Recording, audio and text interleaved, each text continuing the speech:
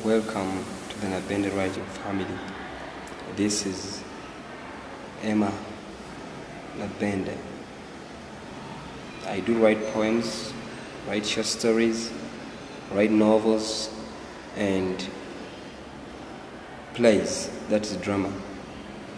My first novel is The Power of Togetherness, that narrates events that entail our families, and it explains the life of some young girl called Anne Sarah, who undergoes very many challenges, but although she passes through them, at the end she emerges as a successful person in life. Actually, the whole story is about family issues. I began my writing career 2012 when I was in senior 3. And my first poem to be stored, that first poem to be stored was, or is, The Village Girl. Here I talk about some lady who is a very good girl at the beginning. She's actually a good girl who behaves well, respects the village elders and all the parents, but of course, as time goes, she gets linked up with the peers, and these ones change her behaviors, and therefore she becomes a nuisance to the society. Thereafter, I write about her latter behavior, and later on, she even dies because she gets infected with HIV/AIDS. So that poem, The Village Girl, talks about that. I've written many other poems, that about 200, and I'm still writing. Actually, I thank God for this gift of writing that I've used to write very many things. I know how to interact with the pen, use its ink very well, pour it out on the paper.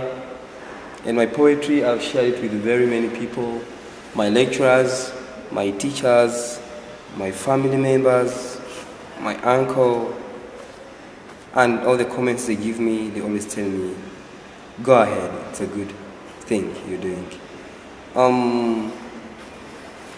I've made copies of those poems in raw form.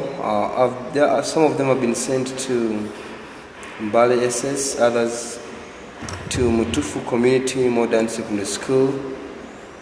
Others have reached Islamic University in Uganda, and others have been taken up with my lecturer, Mr. Moses, for teaching poetry senior 1 until 4. I thank God for that gift, and I always welcome the comments, whether positive, negative, or something of the sort. That has improved my writing. They come, they go. I thank God for that. I've written one of the poems that when I joined the university for my higher learning, or rather adult education,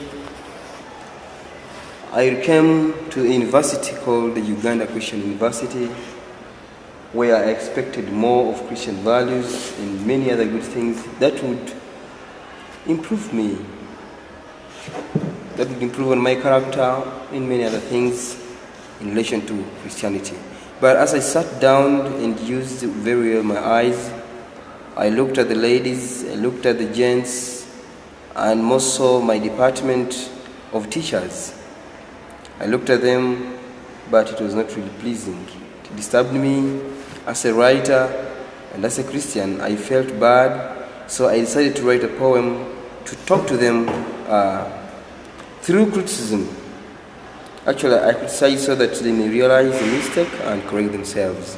So I wrote a poem called Borrowed Beauty that I explained very well how these people beautify themselves with artificial beauty. I even tried to talk about, to a lesser extent, some of the negativity of the borrowed beauty. Then I also talked about the effects on men and many other things. So time came when I gave my colleagues, especially these ones in my subject combination, that is English literature, I give them to go through it, to comment, but I thank God they did exactly what I expected any reader do it to me. It really cut them, it sliced them, it disorganized their thoughts, their attention, and many other things. So they gave me very many comments to the extent that they asked me, "Teacher Emma, will you ever marry?" I was like, yeah. After laughing for a moment, I had to tell them, yeah, I will marry. They were like, "What type of woman will you marry when you are criticizing the nature of women on ground?" I told them, God's willing, I'll marry from the bush, if there will be a woman for me. So that poem is called Borrowed Beauty. I wrote it when I joined Uganda Christian University, and it's a good poem to teach other people and to give morals to the society. I thank God for this gift of writing.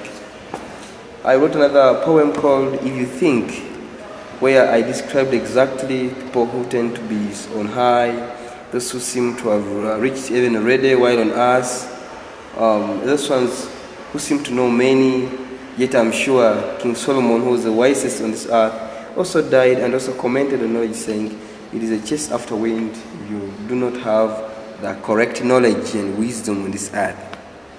So I read this poem and many people criticized, others said you really did the thing, others said you have disorganized some people's minds, but all in all my intention is to make them realize what to do and show them where the errors are. So in the upcoming episode, I'm going to narrate to you, or I'm going to recite one of my poems called My Breath. This one I wrote when I joined Senior 5, 2014. You're welcome. This is the Nabende Writing Family.